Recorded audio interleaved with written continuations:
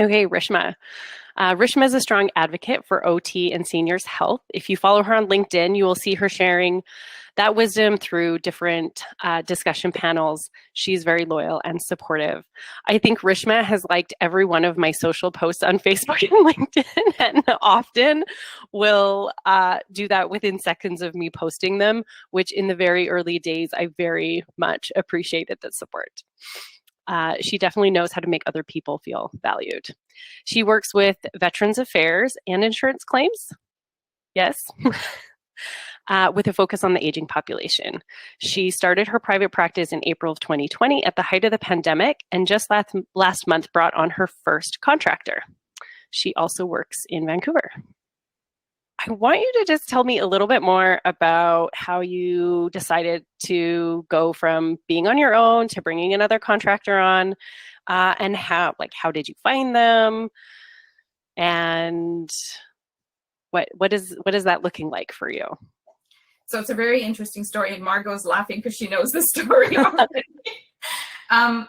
But I think it's important to understand kind of my background in the sense that I've done private practice off and on throughout my entire, however long I've been doing this, 28 years, as an independent contractor, always for another agency or company. So I've done that. And then I've also always worked with the health authority because that was the security piece, right? So I've kind of done a mixture of both off and on throughout my career.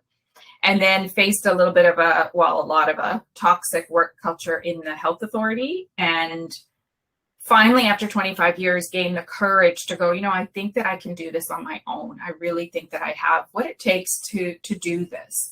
And so that's when, April 1st, 2020, my first sort of day with my own business.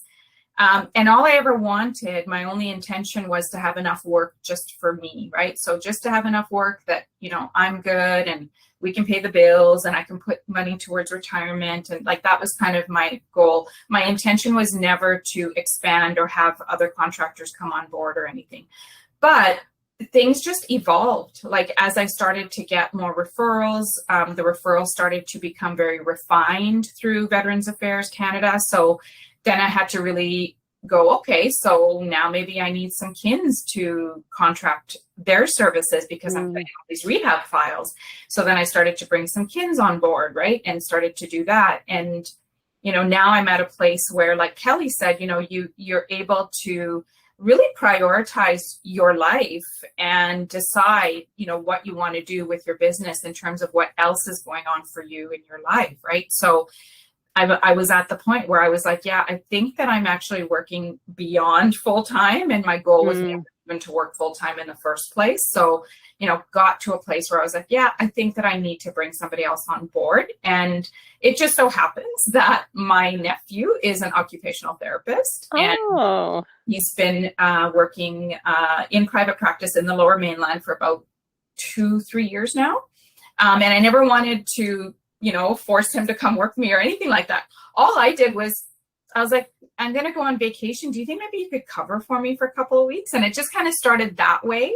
And then it turned into a more serious conversation. And so now he's signed on with me, and I'm really, really happy and proud about that because I feel like it's more like a family business type thing.